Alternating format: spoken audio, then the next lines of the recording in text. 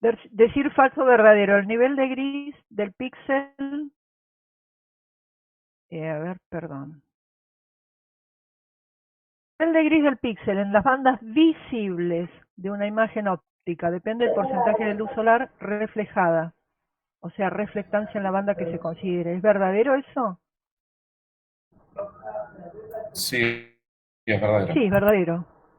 Son bandas reflectivas las visibles, ¿no?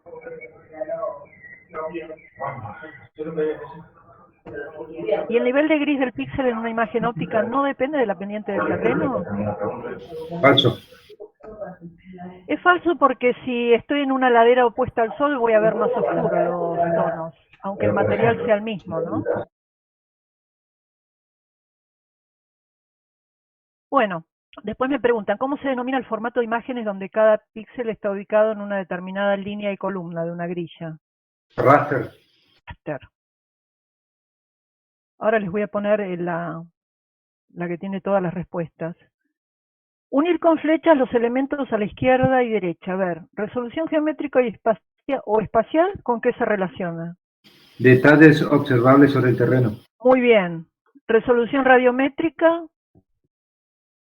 Variedad de grises. perfecto. Resolución multiespectral,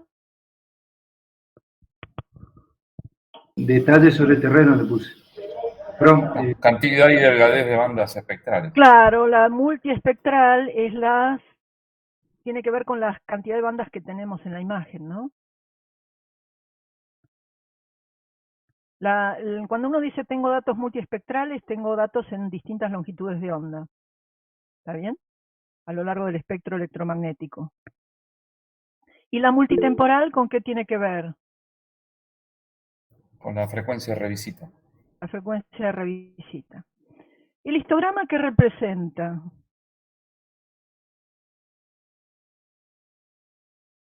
El histograma que hemos visto, ¿qué representa? yo le puse, Capitán Merón, distribución de tonos de imagen, ¿no? Claro, es la cantidad o el porcentaje de tonos de gris para la cantidad, me parece que hay un micrófono abierto, ¿no? La, la cantidad o porcentaje de píxeles que tienen determinado tono de gris, para cada tono de gris. ¿Está bien? Y acá, ¿qué características tiene una imagen que posee un histograma como este que aparece acá? Alto contraste y bajo brillo, alto brillo y bajo contraste, alto brillo o y alto contraste. Yo le puse el B. Alto brillo, exacto, porque son valores que se acercan a 255, más brillantes, representan mayor energía reflejada. Y bajo Señora, yo contraste, ¿sí? tengo una duda.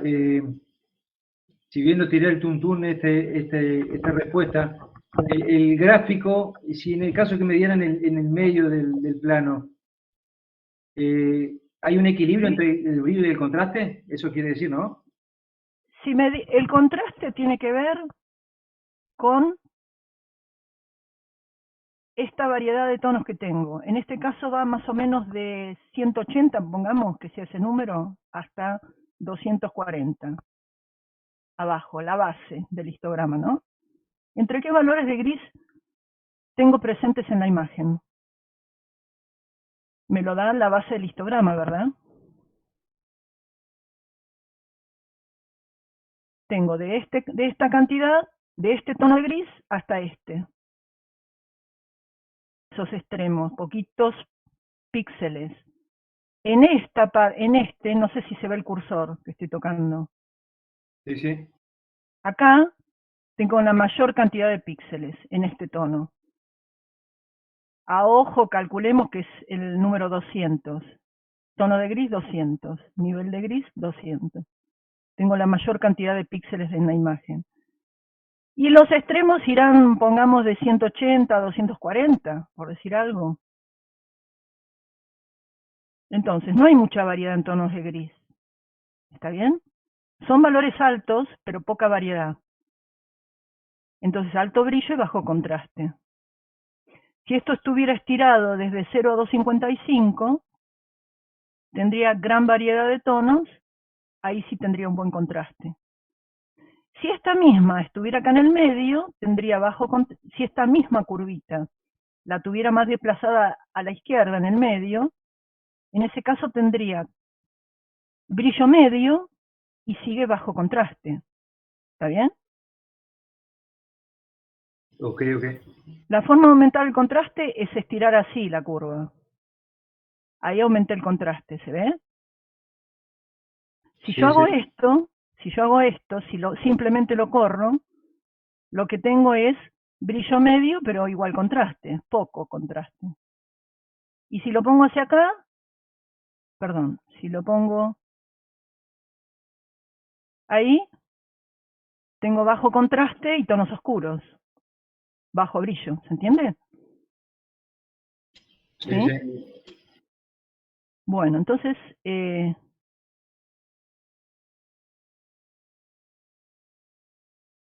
acá tenemos las respuestas. Verdadero el primero, falso el segundo, formato de grillas raster, y ahí tienen las flechas que me indican con qué se relaciona cada tipo de resolución. ¿Qué representa el histograma? La cantidad de píxeles, dice acá, para cada nivel de gris. Y la 4, la respuesta correcta es alto brillo y bajo contraste. ¿Está? Bueno, después,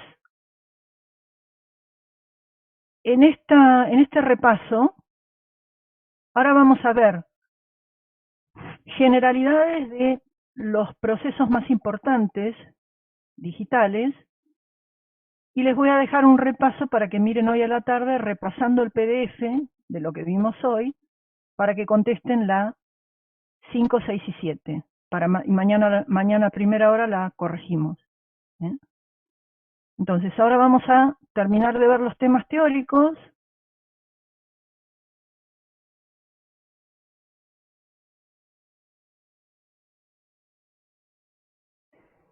Los procesos más comunes que se realizan sobre las imágenes.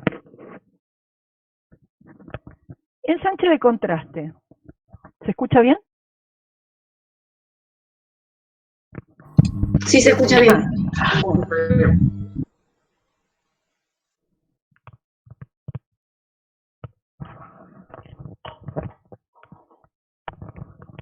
El ensanche de contraste se realiza para una imagen que tiene un histograma como este tipo que tengo arriba. Tengo niveles de gris de 84 a 153, por ejemplo. Llevar a todo el rango de niveles de gris posible, 0 a 255. De esa manera, visualmente, al tener más variedad en tonos de gris, se van a poder ver mejor los detalles en la imagen. Y voy a poder hacer mejor una fotointerpretación. Entonces, yo genero una función lineal de A hasta B en este caso, que sería 84 a 153, que para el valor de píxel, el valor de gris 84, si acá dice 84 en la imagen de entrada, pongo un 0 en la imagen de salida. Y si dice 153 el tono de nivel de gris, pongo un 255 en la salida. A través de esta función. Entrada, salida. Los tonos intermedios, se le ponen los valores intermedios entre 0 y 255 de acuerdo a esta función. Es una línea, es una recta, es una función lineal. Por eso llama ensanche de contraste lineal. Esto lo puedo tener en un gráfico o en una tabla. Cada píxel de entrada, el tono, le pongo un tono diferente a la salida. Y obtengo una imagen contrastada. Esta función, según el histograma que tenga, voy a poder usar distintos tipos de ensanche de contraste, en este caso lineal. Si lo hago de aquí hasta aquí, me va a dar este histograma en la salida. Si yo ajusto a la curva para los niveles reales que tengo en la entrada, de acá hasta acá, y eso los expando de 0 a 255, este es el canal, estos son los tonos de gris de entrada, y en vertical tengo los niveles de gris de la salida, de la imagen de salida. Si yo esta función la hago ajustada entre los valores que tengo de entrada y los llevo, esos valores, entre extremo y extremo de entrada, los llevo a extremo y extremo de salida de 0 a 255, ven, obtengo un contraste óptimo. Si la curva la hago todavía más empinada, bueno, ya recorto las colitas, digamos, del histograma, no las tengo en cuenta, porque tomé la curva en dos valores intermedios del histograma. Entonces, a mayor pendiente, mayor, ¿ven? La pendiente de esta es mayor que la primera. Tengo mayor contraste en la imagen de salida. Esto en el caso que la función de transferencia sea lineal. ¿Qué pasa en una imagen radar? Mañana vamos a ver que los histogramas no son tan simétricos, son más bien sesgados, porque las zonas donde hay alto rebote, alto brillo, me da este tipo de colitas. Entonces a lo mejor un ensanche lineal no sirve y hacemos un ensanche con otra forma de curva. Nosotros sabemos que donde mayor pendiente hay, ensancho más el contraste, y en menor pendiente, que sea en este sector, lo ensancho menos. A mí me interesa ensanchar bien el contraste de la primera parte de esta forma de histograma y la colita ensancharlo un poco menos para que me quede más simétrico en la salida. Entonces uso transferencia del tipo raíz cuadrada o logarítmica. Entonces, depende del histograma que yo tenga, voy a usar distintos tipos de funciones. En general se usa el ensanche de contraste lineal. Acá hay uno no lineal, que es ecualización de histograma, que lo que trata es de emparejar un poco la cantidad de píxeles para cada nivel de gris. Y usa una función de transferencia en curva. Y acá tenemos ejemplos. La imagen oscura, poco contrastada, y acá tenemos el ensanche de contraste lineal y el ensanche de contraste por ecualización de histograma. Es decir, en ambas imágenes vemos todos los tonos posibles del negro al blanco, cosa que no teníamos en la imagen de entrada. Y de esta manera, con la imagen contrastada, podemos discriminar mejor los elementos. Otra manipulación de contraste que podemos hacer es la umbralización. O sea, de una imagen con distintos tonos de gris, obtener una imagen umbralizada, blanco-negro. Esta, les cuento, es la imagen térmica de un barredor histórico de la Fuerza Aérea del Dédalo. Acá hay sombritas de aviones, en donde el avión ya despegó y todavía se ve la silueta del avión porque está fría la pista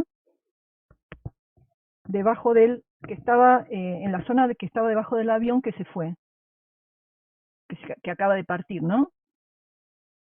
Si yo umbralizo, hago un corte, y todo lo que está por debajo lo pongo negro, y lo que está por arriba le pongo blanco, estoy umbralizando, obteniendo una imagen binaria.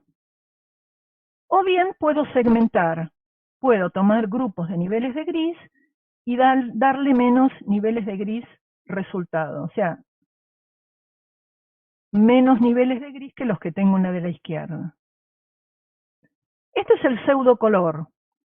Esto se usa mucho para imágenes de un solo canal. Por ejemplo, cuando yo obtengo, como van a tener hoy, obtienen el NDVI, el índice de vegetación normalizado, que les da tono más claro donde hay más vegetación y más oscuro donde hay menos vegetación, y ustedes lo pueden colorear.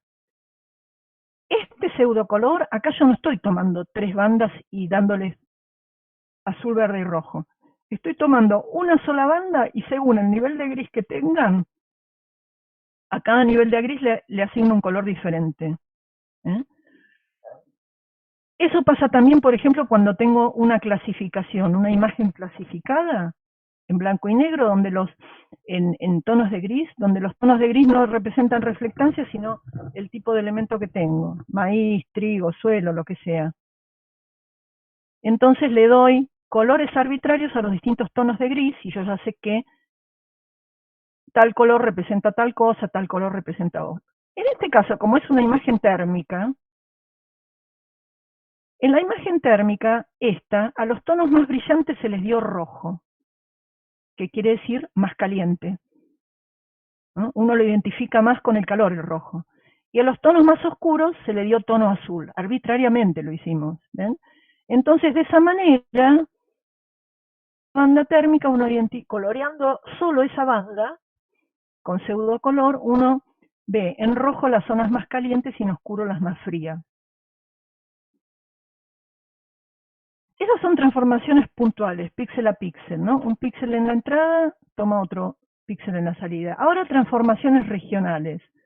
Yo tengo un píxel, tengo que transformar su tono de gris, pero lo hago en base a varios que tengo alrededor. Ejemplos, los filtros mediana, sigma, convolución de máscaras, y el filtro de ruido speckle en imágenes SAR, que lo vamos a ver mañana. Por ejemplo, voy analizando los histogramas de distintas ventanas.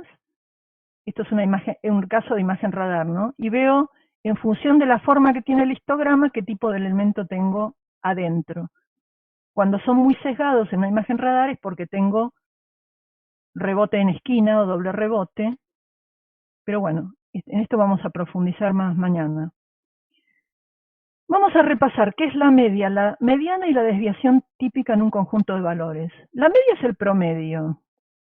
La desviación típica tiene esta fórmula y es la diferencia de cada nivel de gris menos el promedio al cuadrado. Se suman para cada píxel y se divide por la cantidad de muestras. Esto tiene relación, bueno, la variancia sería el cuadrado de esta cantidad. Esto tiene relación con el contraste que hay en una imagen. Es decir, la variación que hay con respecto a los valores medios, en los píxeles, en los tonos de los píxeles. Bueno, y la mediana en un grupo de datos ordenados en forma creciente o decreciente es el valor central. Por ejemplo, tengo tres datos, tres niveles de gris, 7, 8, 9. Si aplico estos criterios, el valor medio va a ser 8, y la desviación típica 0,8. Fíjense que si yo tuviera tres datos, 1, 8 y 15, como niveles de gris en tres píxeles diferentes, el promedio sigue siendo 8, pero la desviación típica aumenta, porque hay más variedad en los tonos, ¿no ven? Entonces yo puedo hacer, como dice acá, en base a los niveles de gris que tengo en relación, alrededor, colocar acá qué tono, la mediana, el promedio, o la media entre todos esos valores. Si hago el promedio o la media, eso es lo que sería un filtro pasa-baja, o tengo un suavizamiento en los tonos de gris de la imagen. Hay otros filtros que son por convolución de máscaras, son también transformaciones regionales. ¿Qué hacen estos filtros?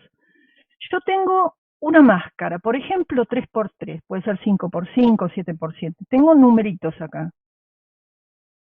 Y los voy haciendo operaciones algebraicas con los valores de gris de los píxeles que tengo en cada sector de imagen. Y así voy avanzando en líneas y en columnas. Y voy haciendo esas operaciones matemáticas. Acá tengo la máscara con estos números, y acá tengo los valores de píxeles. Entonces, ¿qué hago? Cuando apoyo esta máscara, apoyo entre comillas, sobre el conjunto de estos 9 píxeles, hago el número de la máscara por el nivel de gris del píxel, más el segundo por el segundo, más el tercero por el tercero, como dice acá, y el resultado lo pongo en el central. Los valores que tengo que usar en las máscaras están estudiados para que los píxeles de la imagen filtrada tengan los valores de gris tengan cierto efecto visual. Entonces, pasa-baja, si uso estos numeritos y multiplico todos los niveles de gris, en cada ventanita la voy corriendo después, ¿no? Voy avanzando al costado y hacia abajo. Y voy calculando cada una de estas cuentas con los niveles de gris que tengo debajo de la máscara. Bueno, si uso estos, en este tipo de máscaras de 3×3 o 5×5, mi imagen filtrada va a ser una imagen suavizada de la anterior.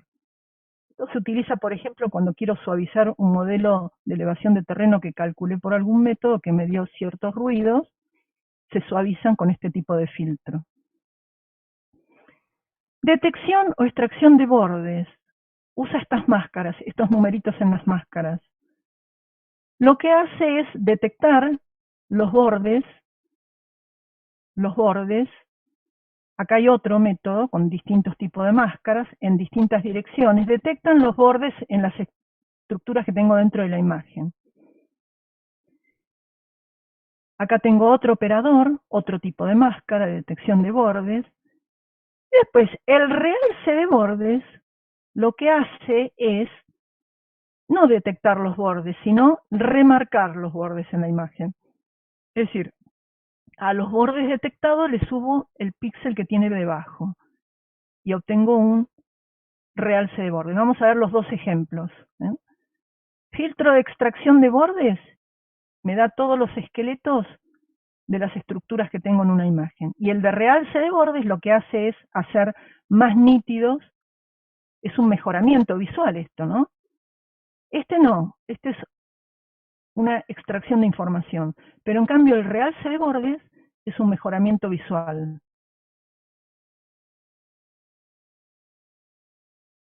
El realce de bordes es un mejoramiento visual como lo era el ensanche de contraste. Acá tengo filtrados direccionales, donde si lo hago en una dirección o en otra me resalta estructuras verticales o horizontales. Bueno, y acá vamos a un tema importante, porque ustedes van a hacer un ejemplo hoy. Operaciones algebraicas entre bandas, álgebra de canales. Son operaciones entre los valores que tienen distintas bandas un mismo píxel. Entonces, vamos a poner el puntero. Ejemplo. Cocientes. Este cociente. Verde sobre rojo. Segundo cociente. Rojo sobre infrarrojo. Infrarrojo sobre rojo. Supónganse que esta es una imagen Landsat con las bandas que veíamos antes. Supongamos que tengo acá azul, verde, rojo, la tercera en rojo, la cuarta es infrarrojo cercano, ¿no? Infrarrojo cercano, la cuarta. Entonces queremos implementar este cociente. ¿Qué es lo que hago? El primer píxel, tomo el valor que tiene el primer píxel en el infrarrojo cercano y lo divido por el valor que tiene acá, en el rojo. ¿Mm? ¿Está bien? Este numerito lo divido por este y lo pongo acá. Este cociente va a ser este. Bueno, después puedo generar otros cocientes que son estos que tengo acá atrás, o puedo generar uno solo. ¿Mm? O sea, se obtienen un o varios canales como resultado. Entonces, son operaciones banda con banda, pero de píxeles que están en la misma posición. Después hago lo mismo con el segundo píxel, divido su valor en infrarrojo cercano dividido rojo, y lo pongo al lado. ¿Se entendió la idea? ¿Cómo se hacen operaciones algebraicas entre bandas? No. Sí, ok. Para un mismo píxel tomo los valores que tiene en dos canales, son dos bandas. Hago una operación, en este caso un cociente, y lo pongo en la banda resultado. ¿Qué creen que me va a resaltar este cociente que hice recién? Infrarrojo cercano como sobre rojo. ¿Dónde me va a dar valores altos? Para los píxeles que tengan qué elemento dentro. En la vegetación. La vegetación, claro, vegetación. Si yo tomo suelo desnudo, los tonos van a ser parecidos en infrarrojo con rojo cercano, ¿no? Y si tomo agua, el infrarrojo cercano tengo 0 ahí, me va a dar 0. Bueno, así como hice esto, se pueden hacer otros tipos de operaciones algebraicas. Por ejemplo, cocientes normalizados. Divido cada uno por la suma de otros. Cocientes normales. ¿ven? Y acá dice cada cociente qué cosa resalta. suelos, rocas, vegetación, etc. Acá tenemos ejemplos de distintos cocientes, y qué me dan los tonos oscuros, qué me dan los tonos claros. ¿Mm? Otro ejemplo muy importante y que se usa mucho son estas son operaciones sencillas, los índices, ¿no? Son cuentas algebraicas entre píxeles que están en la misma posición. La computadora lo hace muy rápido esto. Los índices son operaciones algebraicas que ya están muy sencillas, están determinadas y que se usan mucho. Por ejemplo, el índice de vegetación. El índice de vegetación BI, o Vegetation Index, son la resta entre infrarrojo cercano y rojo. En el caso de NOAA, sería banda 2 menos banda 1, bueno, en los otros sensores depende de las bandas. Son operaciones algebraicas que determinan la presencia y condición de vegetación. Como la vegetación tiene valores altos en infrarrojo cercano, o near infrared y bajos en rojo, el índice de vegetación aumenta. Nubes, agua, nieve, valores bajos en infrarrojo cercano y altos en rojo, entonces baja el índice de vegetación. Roca y suelo desnudo, similares. Y luego acá tenemos el índice de vegetación normalizado, ¿ven? Que es la resta entre infrarrojo cercano y rojo y dividido la suma del infrarrojo cercano y rojo. Teóricamente va a variar entre -1 y 1. Por ejemplo, supongamos que tengo 2.55 en el infrarrojo cercano, vamos a los extremos, ¿no? Y 0 en el rojo.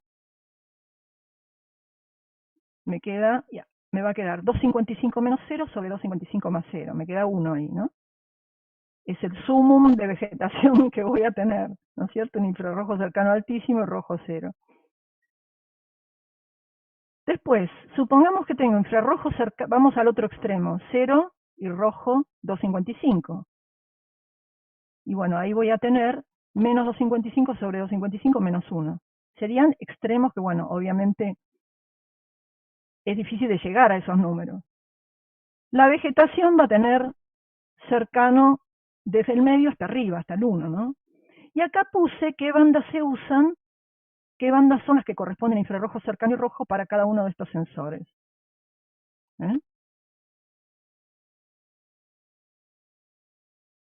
¿Ven? Y acá lo tienen bien descrito.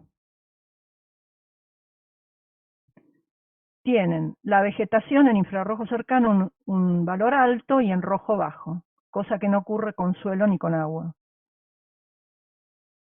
Los índices van a ser a valores más altos en vegetación. Entonces yo puedo obtener un canal de salida en donde los tonos brillantes me van a decir vegetación, tonos oscuros, no vegetación. Ese ejercicio lo van a hacer en la práctica, a continuación. Y así como eso, tengo distintos índices. Índice de nieve, por ejemplo.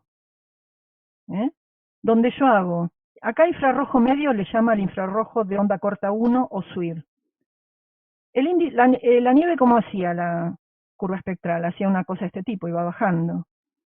Entonces, si yo divido, por ejemplo, el rojo sobre el infrarrojo medio, hago este sobre este, o hago la resta sobre el normalizado, me va a dar un valor alto donde haya nieve, porque esto cae abruptamente, ¿no? Entre el rojo y el infrarrojo de onda corta. Y el índice de agua, ¿qué tendré que hacer? Verde menos infrarrojo cercano, ¿ven? En verde es donde tengo un pico en el agua, y el infrarrojo cercano tengo valor 0. Entonces, este índice me va a dar valores más altos donde tenga agua. Y acá hemos aplicado en una imagen los índices de vegetación, de nieve y de agua, y después le dimos color a cada uno. Miren, ven que acá tengo nieve en la cordillera, acá tengo los lagos, y las zonas rojas, esta es una falso color, donde tengo vegetación, ¿ven?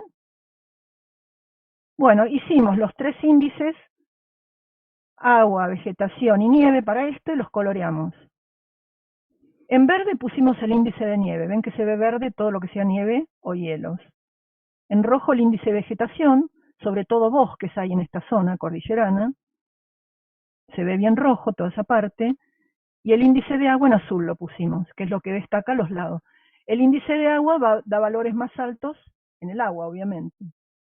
Si a ese valor le doy un tono azul, se van a ver en azul esas bandas. Vamos a agregar otro que es interesante, que se está usando también, que es el índice normalizado de área quemada. Y esto se basa en que las áreas quemadas, acá lo tenemos abajo, tienen una respuesta de este tipo. Donde había vegetación que se quemó, la respuesta espectral cambia. Entonces, si hacemos infrarrojo cercano sobre infrarrojo de onda corta 2, el de onda corta 2, ahora el SWIR 2, que acá levanta mucho el área quemada, la respuesta, vamos a detectar las zonas donde hubo incendios. Y si después, eso es lo que se llama NBR, Normalized Burn Ratio sería. Ratio es relación, ¿no? O índice. Es índice normalizado de área de quema.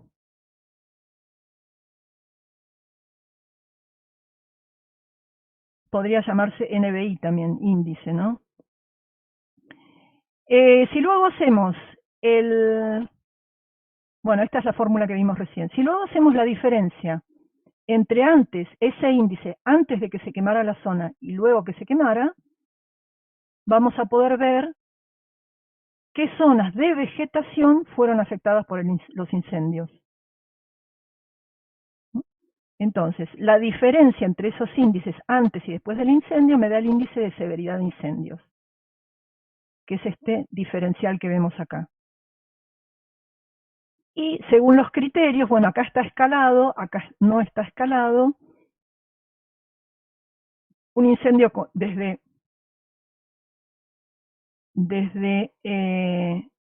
fuegos leves que permitieron el recrecimiento hasta alta severidad de incendios, es como varía ese diferencial de índice en la imagen de salida.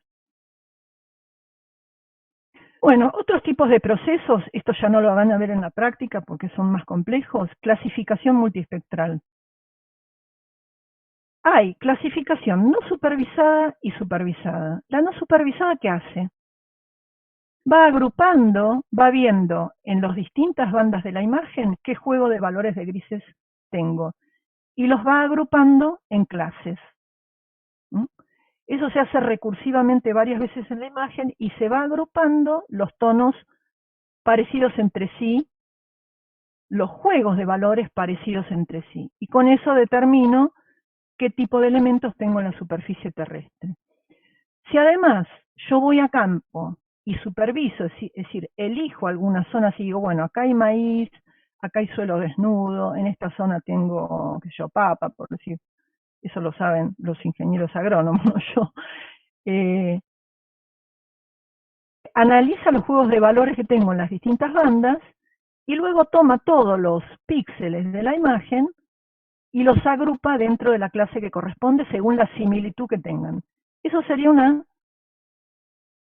clasificación supervisada, cuando se clasifica comparando con muestras que tomé en el terreno, los distintos valores de las distintas bandas. Normalmente las bandas que hay que incluir siempre incluyen infrarrojos, ¿no? Cuando quiero analizar cultivos, por ejemplo. Bueno, esto se basa en las histogramas bidimensionales, tridimensionales, cuadridimensionales, según la cantidad de bandas que tenga. Yo acá dibujé para 2 bandas. ¿Cómo se pueden discriminar los elementos? ¿Ven? Acá están tomadas las muestras, y para 2 bandas, ¿cómo se agrupan? La proyección de estos histogramas que vimos recién, cómo se agrupan con el criterio de círculos o de cuadrados debajo y cómo los puedo ir metiendo en clases. Entonces, La imagen clasificada, los tonos de gris que tenga, va a ser el tipo de clase de elemento que tengo.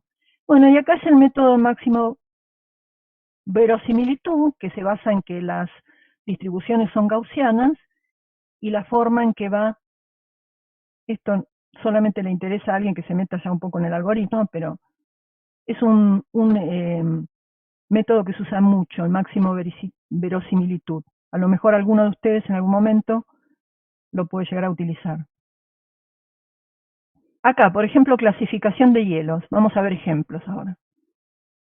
Tomamos máscaras para ver dentro de dónde clasificar y no estar clasificando toda la imagen, que computacionalmente es un trabajo bárbaro. Se eligieron muestras, por ejemplo, en cian hielo, en azul es hielo con grietas o agua. Esto visualmente las detectó el ingeniero Bertone hace años, estas muestras de elementos, visualmente, porque sabía que era cada cosa, ¿no? En naranja tenemos hielo con sedimentos, acá vemos las morenas que arrastran tierra, y en amarillo el hielo nieve, la nieve fresca de la alta cumbre, ¿no? En base a los valores que tienen en las distintas bandas estas muestras, se clasifica el resto de la imagen. En este caso, hemos agregado una imagen radar a las bandas multiespectral para mejorar la clasificación, ¿ven? Y los distintos tonos, ya sea en el glaciar Uppsala o en el glaciar Perito Moreno, me dan los distintos tipos de nieve o hielo que tengo. Están coloreadas estas clasificaciones. Ahí en azul, ven que en los frentes de los glaciares tengo bien azul porque hay muchas grietas con agua ahí. Acá tengo otra imagen del SAC-C, se clasificaron, ven, los colores, bosque, suelo desnudo, pasturas, los distintos lagos se clasificaron, que varían según los sedimentos que tienen. Entonces, cada color, acá yo tenía una imagen de gris, en donde me decía a nivel de gris, la clase de elemento que tenía. Pastura, bosque, hielo, tipo de lago, etc. ¿Yo qué hice? Con pseudocolor la coloreé. Coloreé los niveles de gris para que el código, en vez de ser tonos de gris, sean colores, que en el ojo humano los discrimina mejor. Cada color me indica la clase de elemento que tengo en esta imagen clasificada. Ese es otro método de transformación que se usa muy poco. Lo que hago es hacer una rotación artificial de canales para que el primer canal de la imagen de salida tenga la mayor discriminación de grises posible. Se transforman los canales. Les muestro el efecto que tengo. Esto se usaba cuando había poco espacio de almacenamiento para comprimir imágenes. Y en la primera componente principal que uno obtenía, tenía la mayor cantidad de información. Entonces utilizaba la primera componente principal y descartaba las otras dos. También en geología, porque cada componente principal me da alguna información de lo que tengo en el terreno. Bueno, vamos a ver otro tipo de proceso acá. Fusión de 3 canales color con un cuarto de mayor resolución. Si yo tengo una imagen, distintas bandas, por ejemplo, las de Landsat, 30 metros de resolución espacial, ¿no? Elijo 3 canales a los que les doy tono rojo, verde y azul. Tengo que registrar entre sí, o sea, que puedan empalmar, con una pancromática que, por ejemplo, tiene mayor resolución, que puede ser del mismo sensor Landsat o de otro. Ejemplo, 15 metros.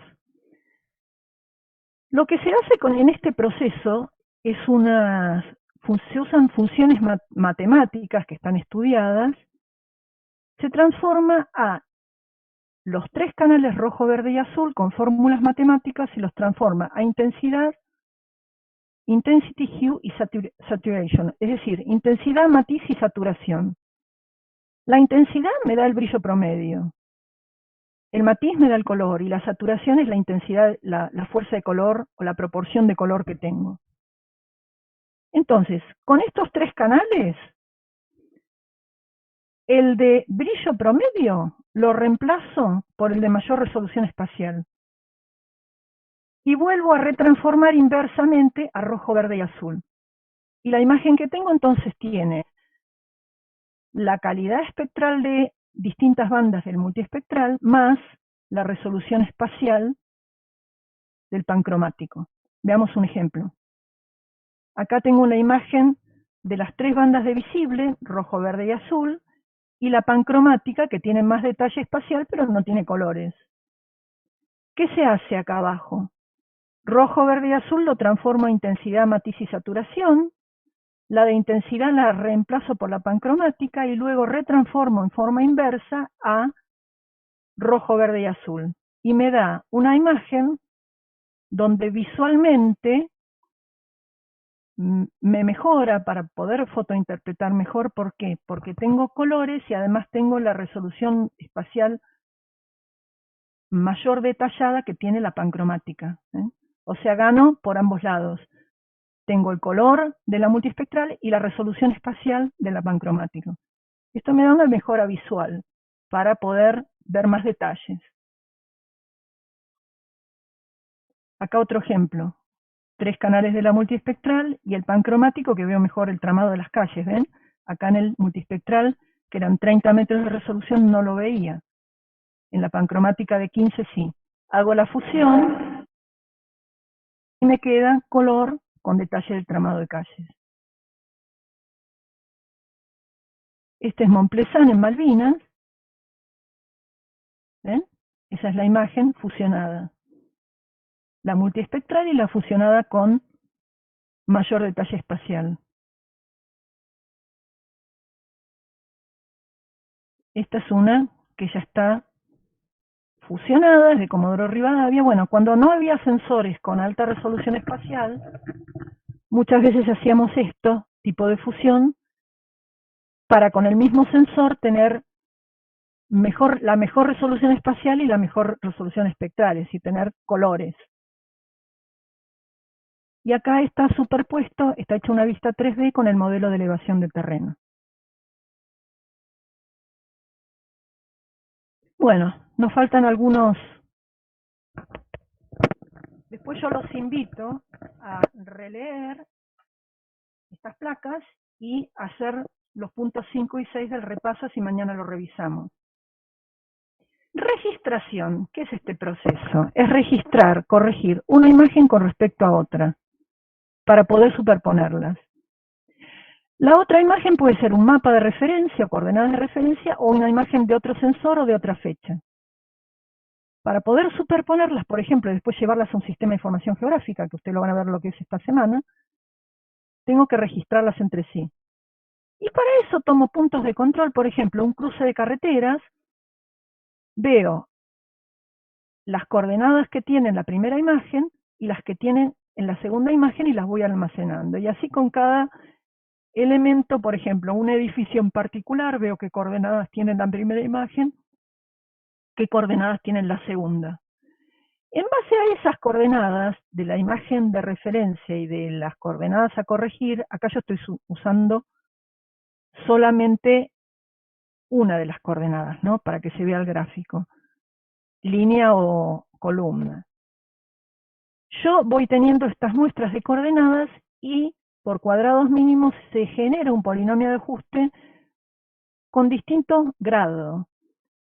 La suma de puntos necesarios va a estar dada por el grado del polinomio que quiero utilizar. Si uso un polinomio de grado más alto, tengo que usar muchos puntos de control, ground control points se llaman en la jerga, y van a tener que estar suficientemente espaciados. En base a este polinomio de ajuste que se genera, tengo una imagen corregida.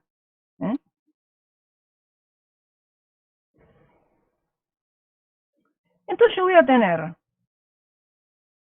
cada píxel de salida en la posición V, que serían los cuadraditos, es la imagen que yo quiero generar, y redondos están la imagen corregida, superpuesta, como es el que tendría que deformar, ¿no? Entonces, las coordenadas V de la imagen de salida son V y de la imagen de entrada X, Y.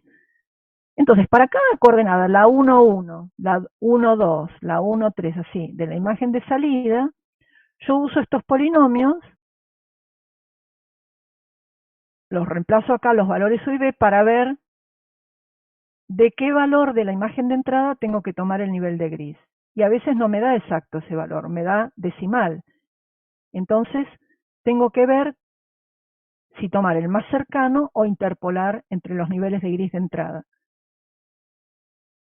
Acá lo explica en esta placa, cómo hago ese remuestreo. El valor de gris que tengo que poner acá en la imagen de salida,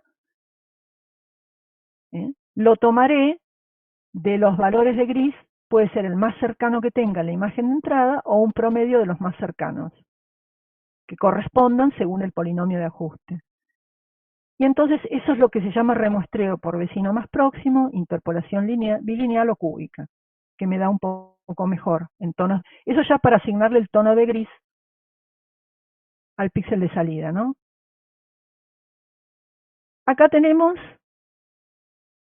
la registración entre una imagen Landsat en falso color, donde tomé 3 puntos de control, y una imagen radar. Esta es una imagen radar color porque son varias fechas superpuestas y coloreadas, ¿no? Donde tomé estos 3 puntos de referencia. El sistema, el algoritmo o el programa del software almacena las coordenadas y genera el polinomio de ajuste y corrige una en base a la otra. ¿Ven? Después las recorto y ahora sí están con la misma orientación, la pista de Ezeiza, las puedo superponer en un sistema y analizar en forma combinada los datos de una y otra.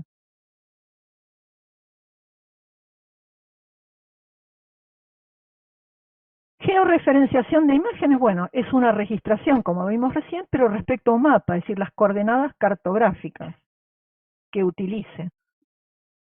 Tomo en una imagen puntos de control y la deformo para que corresponda con una determinada proyección cartográfica. Ustedes van a ver que los puntos de control que traen las imágenes satelitales, hay puntos de control orbitales. Los puntos de control los puedo tomar sobre el terreno, midiendo las coordenadas, y después viendo qué elemento en la imagen es, o puedo usar los que vienen orbitales, los puntos de control orbitales, para georreferenciar una imagen. Por ejemplo, acá con respecto a un mapa, ven cómo se superpone esta georreferencia cuadrícula, este campo, con el que tengo marcado aquí. Es la forma de representar una imagen en una proyección cartográfica. Después, con distintos programas puedo cambiar, una vez que la tengo proyectada en una proyección, puedo cambiar la proyección que utilizo. Y por último, acá vemos que son los modelos de elevación de terreno. Son archivos de imagen donde el nivel de gris de cada píxel representa la elevación y no la reflectancia. Por eso se utilizan generalmente imágenes donde cada píxel tiene, si yo uso un byte para cada píxel, puedo almacenar 256 niveles de gris, ¿no?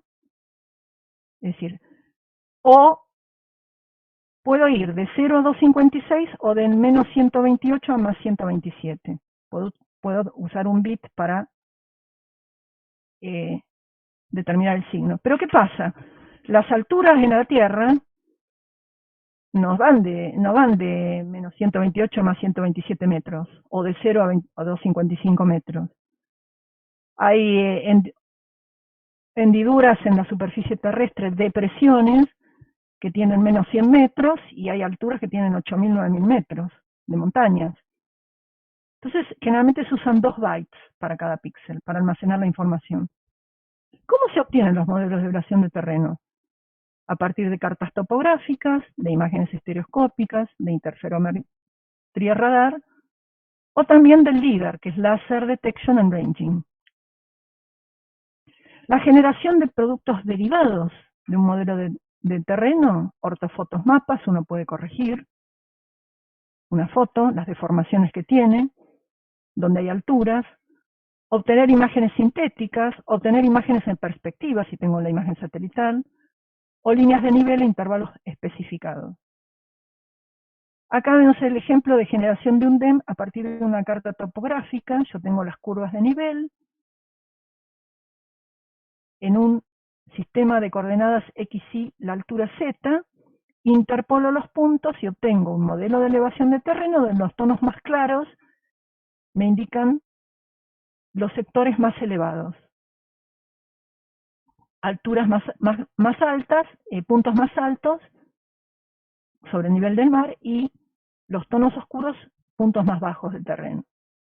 Y luego, con una imagen satelital y el modelo de elevación de terreno, yo puedo generar una imagen en perspectiva, desde distintos ángulos de elevación azimut, y con eso las voy almacenando y puedo generar un vuelo, ¿no? A partir de una imagen satelital y el modelo de elevación de terreno. Esto lo pueden hacer ustedes en el Google Earth, porque Google Earth tiene, en los años 2000, 2000 pico, el Space Shuttle voló con interferometría, generó todo un modelo de elevación de terreno terrestre, y eso se utiliza para obtener imágenes en perspectiva. También lo puedo obtener de imágenes estereoscópicas. Fíjense, si yo tomo un mismo, una montaña, por ejemplo, la observo desde un ángulo y desde otro, la proyección de esa montaña sobre el terreno me va a dar un paralaje que va a depender, un corrimiento que va a depender de la altura que tenga el punto. Si yo mido en una imagen y en la otra los puntos homólogos y veo qué distancia tienen, tengo el paralaje, y eso lo puedo relacionar con la altura. Esto es una imagen radar, son imágenes radar que vamos a ver mañana. Tengo vista desde distintos ángulos. Una imagen se generó el modelo de altura. Con la imagen, una de las imágenes y el DEM se corrigió una ortoimagen u ortofoto, como si yo viera cada punto desde arriba. Ven que las deformaciones, las proyecciones de las laderas muy grandes se acortaron y las que eran muy cortas se estiraron. Bueno, acá hicimos lo mismo con distintas bandas de polarización, que mañana vamos a ver. Ven cómo quedan. Ortorrectificadas con el modelo de elevación del terreno. Bueno, y la interferometría radar que les dije, que lo que hace es que va tomando, son dos antenas separadas a cierta distancia, calculan las fases, las diferencias de fases, y con eso obtienen las alturas de cada punto en el terreno. Bueno.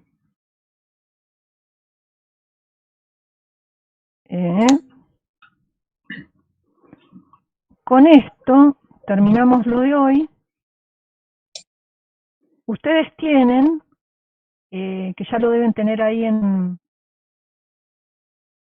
el repaso, la segunda parte del repaso, ¿ven? Les pido que revean el PowerPoint que vimos hoy, que lo van a tener en PDF, y contesten las preguntas, que mañana las vamos a ver a primera hora, las 5 y las 6 y las 7. Que ya esto es procesamiento digital, son preguntas de procesamiento digital.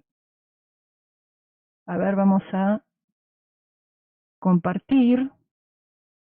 Un segundo.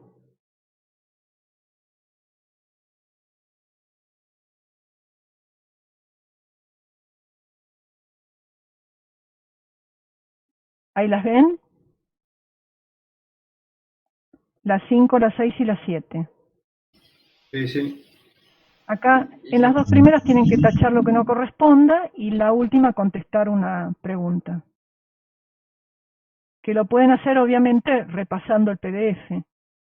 Se ayudan repasando el PDF de lo que vimos hoy. Y mañana a primera hora las corregimos en clase. Bueno, por mí está. Así que, Ailín, te dejo la palabra para cuando quieran. Ailín y Alfredo. Hola, Alicia. Sí, no sé si quieren hacer unos 5 minutos de recreo. Sí, había pensado, sí, hacer porque bueno, yo justo estoy grabando, así termino de acomodar acá. Ah, y en bueno. 10 minutos, o sea, son y 25, largar y 35. No más porque así tampoco se estira mucho. No sé si les parece. Dale, Aileen. Entonces, 11 y 25. 11:35. 11:35 nos volvemos a conectar. Bárbaro. Bueno, Listo. ok, ahí Gracias. estamos. Gracias, señora. Saludos, yo me despido hasta mañana. Gracias, Alicia. Gracias, señora. Chao, chao, gracias. Gracias. Gracias. Gracias.